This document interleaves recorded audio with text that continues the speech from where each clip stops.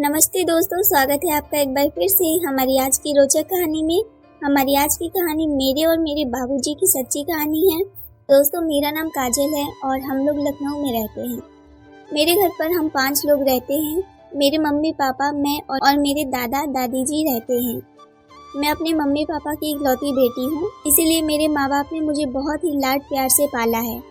अभी मेरी उम्र 19 साल है और जब मैं 16 साल की थी तब मेरे पापा ने मेरे पापा दिखने में बहुत अच्छे हैं। उनकी उम्र अभी 45 साल की है, लेकिन वो दिखने में बिल्कुल 30 साल के लड़के जैसे ही लगते हैं। मेरी मम्मी की उम्र 35 साल की है। वो दिखने में बहुत ही ज़्यादा खूबसूरत हैं, लेकिन उनके सोच विचार बिल्कुल पुराने ख्यालात के थे। वो एक सिंपल और एक साधारण सी औरत है, जो अपना ज़्यादातर समय किचन में और पूजा पाठ में ही निकाल दिया करती थी। वो दादा दादी यानी वो अपने सास ससुर की बहुत ही सेवा करती थी और वो पापा को जरा सा भी टाइम नहीं दे पाती थी।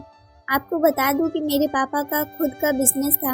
हम लोग बहुत ज़्यादा अमीर तो नहीं थे, लेकिन भगवान का दिया हमारे घर में सारी सुख सुविधा मौजूद थी और किसी भी चीज़ की हमें कोई भी कमी नहीं थी।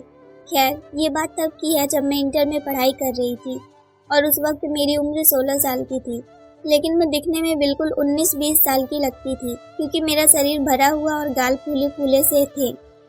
मैं बहुत ही ज़्यादा गोरी और सुंदर थी। हर कोई मुझे अपनी गर्लफ्रेंड बनाना चाहता था, लेकिन मैं किसी से बात नहीं करती थी। एक रात की बात है, जब हम सब मम्मी पापा दादा दादी सब लोग खाना खाकर अपने अपने कमरे में सोने के लिए गए। मैं भी अपने कमरे में सोने चली गई थी, लेकिन मुझे नींद नहीं आ रही थी, तो मैं अपने बिस्तर पर सोने की कोशिश कर रही थी कि अचानक से मुझे ऐसा लगा कि मेरे मम्मी पापा के कमरे से कुछ आवाज़ें आ रही हैं। शायद वो लोग आपस में लड़ाई कर रहे थे। मेरा कमरा भी मम्मी पापा के कमरे से ही जुड़ा हुआ था, इसीलिए मुझे आवाज़ आ रही थी। मैं पहली बार अपनी मम्मी पापा को इस तरीके से लड़ते हुए उनकी आवाज़ें सुन रही थी, इसीलिए मेरे मन में बेचैनी सा हो गया था कि आखिर वो लोग इतनी रात में क्यों लड़ाई कर रहे हैं। मैं ये बात जानना चाह रही थी, इसीलिए मैंने बिना देरी किए अपने बिस्तर से उठी और अपने दरवाजे के पास जाकर उनको देखने की कोशिश करने लगी। दरवाज़ा बंद होने के कारण मैं कुछ देख नहीं पाई। तभी मेरी नज़र खिड़की पर पड़ी, जो मम्मी पापा के कमरे से जुड़ी हुई थी। मेरे मम्मी पापा वो खिड़की कभी खोलते तो नहीं थे, लेकिन वो खिड़की बहुत पुरानी थी। इसकी वजह से उसमें बहुत जगह छेद था, जिससे हम बाहर का नज़ारा झांक कर देख सकते थे। फिर क्या था, मैंने अपने कमरे की लाइट ऑफ कर दी और उस खिड़की के पास जाकर उसमें से झांक कर देखने लगी, तो अंदर का नज़ारा देखकर तो मेरा होश ही उड़ गया था। मेरे पापा मम्मी को कुछ करने के लिए कह रहे थे, लेकिन वो बार बार मना कर रही थी। मैं समझ गई थी कि आखिर वो उनसे क्या कहना चाहते हैं, लेकिन मेरी मम्मी बार बार पापा को मना कर रही थी। शायद मम्मी बहुत ज़्यादा थकी हुई लग रही थी। तभी मेरे पापा गुस्से में करवट बदलकर सो गए और मेरी मम्मी भी सो गई। दोस्तों, वो नज़ारा देखकर मुझे बहुत अजीब सा महसूस होने लगा था। मेरा दिल बहुत तेज़ी से धड़क रहा था। मैं बहुत देर तक उस खिड़की से देखती रही, जबकि मेरे मम्मी पापा दोनों सो गए थे।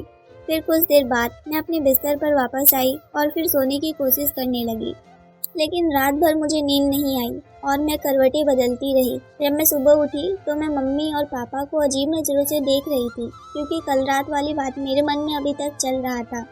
उनकी बातों की वजह से ही मैं रात भर सो नहीं पाई थी। मेरी मम्मी ने मुझे इस तरीके से देखते देख लिया। वो मुझसे बोली, क्या हुआ काजल, कोई बात है?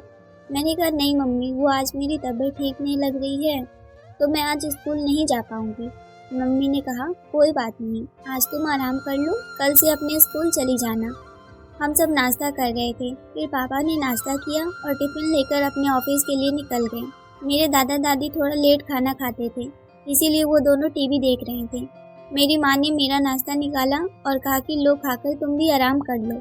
मैं खाना खाई और जाकर अपने रूम में आराम करने लगी। मेरी मम्मी दादा दादी के पास जाकर उनका सेवा पानी करने लगी। फिर उन्हें नाश्ता करवा कर खुद नाश्ता करके अपने रूम में सोने चली गई। फिर मैं अपने रूम में लगी खिड़की जो मम्मी पापा के कमरे से जुड़ी है, उसमें से झांक कर देखी तो मम्मी अपने कमरे में सो रही थी, लेकिन मेरे मन में कल की बातें अभी तक चल रही थी। मैं रात होने का इंतज़ार कर रही थी। जब शाम हुआ तो पापा घर पर आए। फिर से वो बातें मेरे मन में चलने लगा। फिर हम सब ने खाना खाया और खाना खाकर अपने अपने कमरे में सोने चले गए।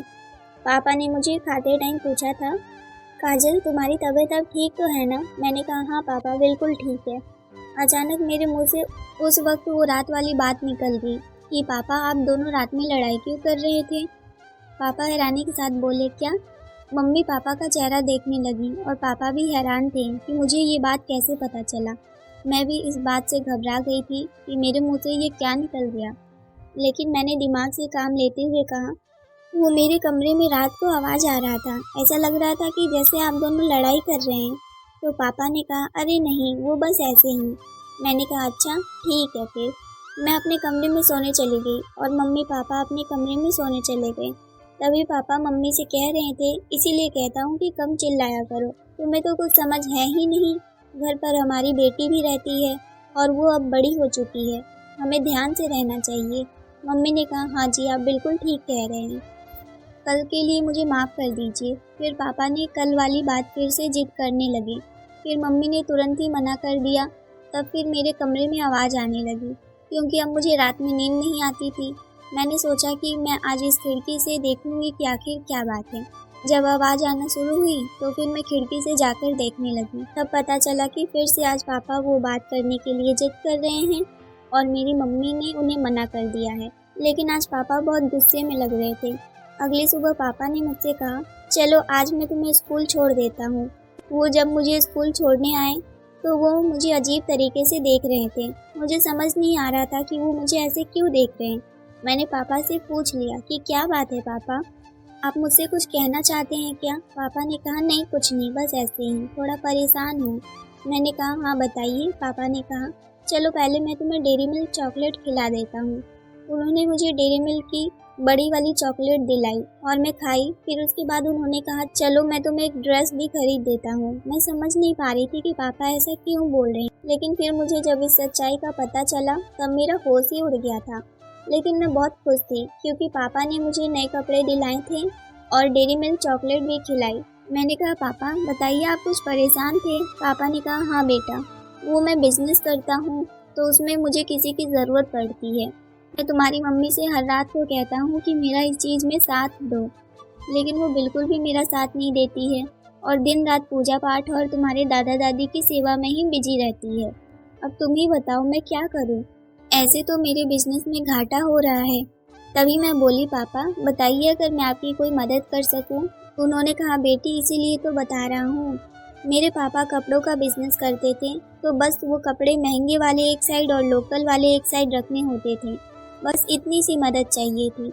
मैंने कहा जी पापा मैं आपकी मदद ज़रूर कर दूंगी। फिर पापा ने कहा तुम रात को मेरे कमरे में आ जाना।